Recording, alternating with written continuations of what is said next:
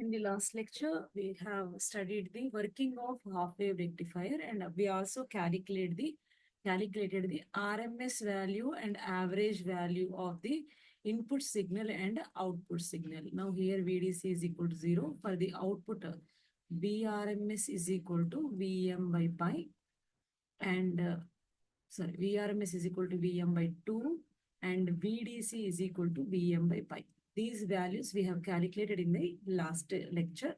Now these we are going to use to calculate the few parameters, like first one is ripple factor. So how much AC content is now, if this is your output waveform, how much AC content is present at the output? So that we are calculating by using the ripple factor. It is defined as the ratio of RMS value of AC component to the DC component in the output of the rectifier. So both we are taking at the output only. So now ripple factor is equal to VAC by VDC. And VAC we need to calculate in terms of RMS. So here I'll represent this value as V dash RMS by VDC. So now here, if by using multimeter, if you try to calculate the AC value, so there the capacitor is there. When we are calculating in AC mode, we are calculating capacitor will block the DC and meter will give the pure AC. But here we can't calculate, so for theoretical analysis, so there we can't directly take the VAC value. If you see here, we have a RMS value and we have a DC value. RMS is nothing but a combination of both AC and DC. So now here total V is equal to V dash is nothing but what? V dash is AC signal and VDC. So V dash AC signal is equal to, from the total, if you subtract the DC, then we get the AC signal. Now this is a AC signal. For this, how to calculate the RMS value? So now if you take the integration 0 to 2 pi and divide with 2 pi, and here the equation is V minus VDC whole square and integrate with the d omega t under root. Then you will get the V dash RMS value. So if you after calculating this, you will get this expression VRMS whole square, VRMS square minus VDC square. Now take, now this is in the form of A minus B whole square. You just expand it, and if you calculate this, then you will get the VRMS square minus VDC. This is the AC value, AC RMS value. Now this we calculated this AC RMS value in terms of VRMS and VDC. Now just you substitute these values in this expression, then ripple factor is equal to, in the numerator, so VRMS, VAC RMS can be written as V under root of VRMS square minus VDC square divided by the denominator VDC. So in the denominator, I can apply square and root. Thereby, I can write this expression as, I can write it as under root of VRMS by VDC whole square minus 1. This also I can write it as IRMS divided by IDC whole square minus 1. Why? Because this output, now VRMS I can write it as IRMS into RL. So this output I am taking across the load. So, and also VDC is equal to IDC into RL. If you substitute these values in this expression, RL will get cancelled and we get this same expression in terms of current values. Now you know the VRMS and you know the VDC for half wave rectifier, these two values. Just you substitute these two values and calculate under root of, now what is VRMS? VRMS is equal to Vm by 2. And what is VDC? Vm by pi whole square minus 1. If you calculate, then you will get 1.21 value. This is the ripple factor in the half wave rectifier. Similarly, you need to calculate the efficiency. Efficiency is nothing but what? Output power divided by input power. P output is equal to P in. So in the output, what value we have? DC component, PDC. In the input, it is a AC. So PDC by PAC. This AC is at the input side. So PDC is equal to, how can you write IDC into VDC divided by, how can we write a AC value VRMS into IRMS? Power always you have to take in terms of RMS. VDC is equal to, what can we write? So here you have a VDC value Vm by pi. So Vm by pi, and IDC is also Im by pi. So VDC, this waveform is similar to the current. So for current also we will get the same. If you calculate the current, then we will get the Im by 2. So now coming to the input, so this is the input and this is the current flowing. So this is V in and this is the current flowing I. So here we are taking the input power, means what? Whenever the current is there, only that voltage. So V into I is the power. Now here I is equal to 0. So now if for the negative half cycle, there is no power. For the positive half cycle, so we have a power. For that only we need to consider the half voltage and half current. So for that here we have to write Vm by 2 into Im by 2. Now VRMS for this one is what? Actually Vm by root 2. But here we are not considering for the whole signal. Why? Because the current power is equal to product of V and I. So I is not present for the negative half cycle. That's why here for the negative half cycle we are not considering. So power we are taking only for the 0 to pi, because V and I both are present for the 0 to pi. 0 to pi, if you calculate the power, then we will get the Vm by 2 and Im by 2. Now if you calculate this, you will get the 0.406. So if you take the percentage of efficiency, it is a 40.6 percentage.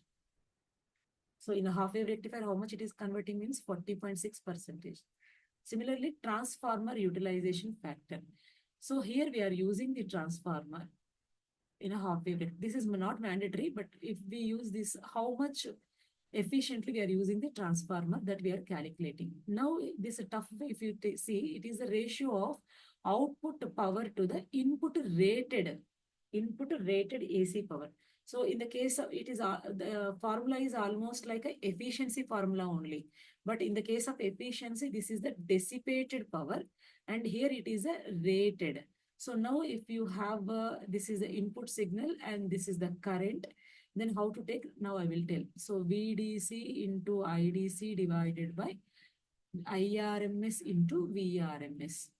So what is VDC value? That is Vm by pi. IDC is what? Im by pi. Similarly, what is VRMS? VRMS is equal to, now here it is a rated, means what? How much it is present, that we have to take. So here voltage is for full cycle 0 to 2 pi it is present. So now that's why Vm by root 2. V is complete full cycle is present. Vm by root 2 we have to take. And coming to the IRMS, I is only present for the half cycle. And the remaining half, it is 0. So now here Im by 2 we have to take. And if you calculate, you will get 0.0286. So this is the transformer utilization factor in the case of half-wave rectifier. Now, percentage of regulation. So by changing the output current, how the output voltage is changing, that we are calculating by using the percentage of regulation, means how much the output voltage maintained constant. If we change the load, then the output voltage should not change. But if it's changing, how much it is changing? So percentage of regulation is, if it is 0, then that is the ideal case. Means what? Or if load is connected, if load is not there, then at the time output voltage is not going to change. So that we need to calculate how much. So percentage of regulation is equal to V no load minus V full load divided by V full load into 100.